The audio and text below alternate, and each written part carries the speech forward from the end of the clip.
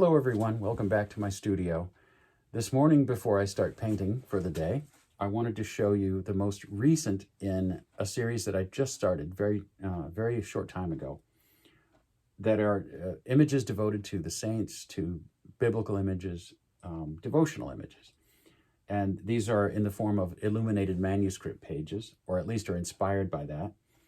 And this is my most recent. The first, which some of you may have seen, was dedicated to St. Maximilian Kolbe. This one is dedicated to commemorating the betrothal of Mary and Joseph. And so it really speaks about the kind of love that they had for one another. It speaks about devotion, I think, in a way that is really great to contemplate.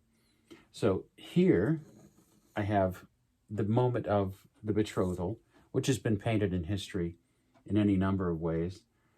But over here, I have symbols associated with the Annunciation.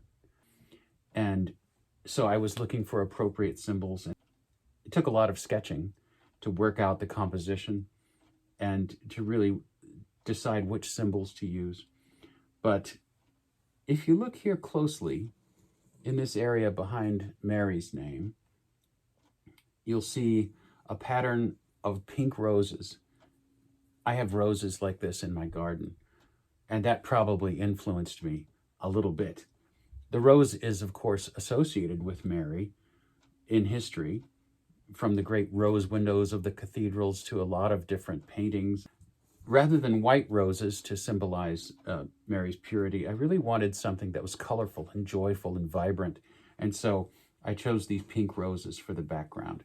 And this interplay of all of the forms of these rose bushes, the stems and the leaves.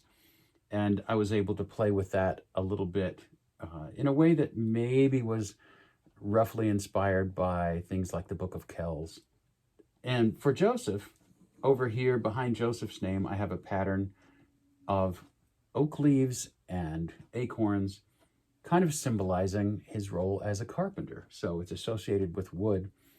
I was curious to find out whether hardwood trees grow and are available over in the Middle East the way they are in the areas where I've lived. And they are. Of course, they have the trees you hear about in the Bible all the time, the cedars and the olive trees. But hardwoods grow there too, and oak is one of them. So I designed this oak leaf background here in colors that I think are sort of earthy. So here you see him wearing his carpenter's apron and holding a carpenter's square. Of course, he wouldn't have been holding these at the moment of his betrothal, but they help everyone who looks at this to see immediately who this is, who it's about.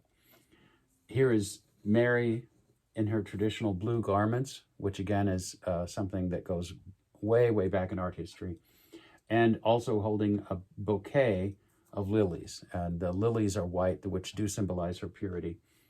A little less obviously down here, she's standing on a serpent. She's crushing the serpent's head in answer to that prophecy that goes all the way back to the book of Genesis.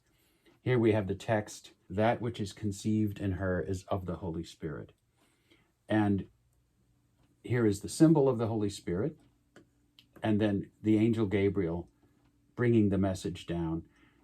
The coloring of the wings of the angel Gabriel really is inspired by Fra Angelico and his paintings of the Annunciation, which are so famous. He is an art patron that I ask for his intercession every day. So combining all of these things together, I really wanted to also play with the letter forms up here. They're based on a sort of Celtic or insular alphabet, but I'm really taking them into different directions. This also is inspired, I think, by the Book of Kells and the great inventiveness and imagination that these illuminators used with the letter forms and with the decoration.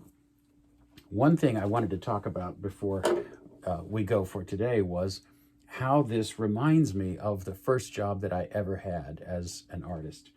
And it was a terrific experience. especially because this begins in pen and ink. It took me back to illustrating this book. This is called The Archaeology of the Central Mississippi Valley.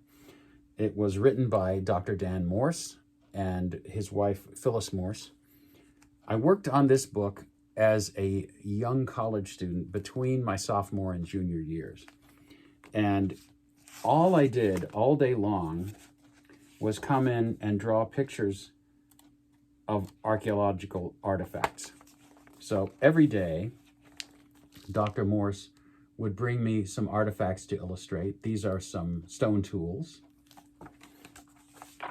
And these are some other objects made of shell and bone and ceramic and things like that. And it was all illustrated using this very fine crow quill ink pen, a dip pen, which was a very, very old way of working. I did do a little bit of work. This one actually does not use the stippling. I think this was one of the first plates that I did and uses a crosshatch sort of technique.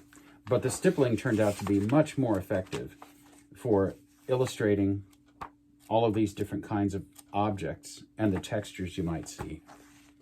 So as you might imagine, this kind of stippling takes a long time. So I was going in all summer long, drawing for just about 8 hours a day with this crow quill pen, doing this fine stippling, and I was in heaven. I just loved it. It seems like a tedious process, but to me, it was very contemplative. And so I look back on that very fondly. I wasn't paid a whole lot, but it was a great experience. One thing I did remember from working on that book was that though I'm working with this series, these first two in the series, on a nice heavy parchment paper. It's not real parchment, but it has the feel and look of parchment. And it's a very nice presentation. But when I was illustrating the book, I was using this nice vellum paper, which is much more suited to pen and ink. It takes the ink so beautifully. It's very smooth, 100% cotton. It's not made from paper pulp. It's made from 100% cotton, terrifically smooth, and also very translucent. You could see right through it. And so you can work from your sketch underneath the paper. Not only that, but the vellum paper doesn't really allow the ink to soak in. The ink sits up on top and then dries. And because of that, you can manipulate it after it's dry. You can scrape edges, you can clean things up, you can remove some things, you can erase a little bit. It's a great paper for pen and ink drawing. When I get this series going again here very soon, I'll be working on that vellum. And because of that, I may not be using the watercolor that I was using. I was using some nice quality German watercolors for these, but the vellum paper may require some ink rather than watercolor. So I'll see how that goes. Once again, this is the latest in the series devoted to the betrothal of Mary and Joseph, and really talking about themes of love and devotion in marriage. I hope you enjoy it. I hope you'll enjoy the series as it develops, and I hope you'll come back and see me again at my studio. Please like and subscribe. That will help me out a lot. If you'd like to become a member of the channel, you'll get some bonus materials, things like behind the scenes videos, sneak peeks of current projects and things like that. So once again, thanks for joining me and have a great day.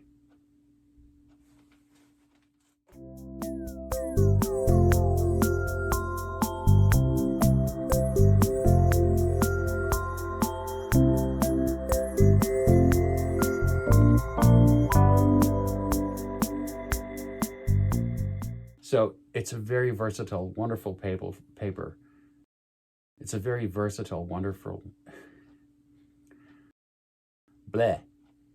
It's a very versatile, wonderful paper. It's a great paper for pen and ink drawing.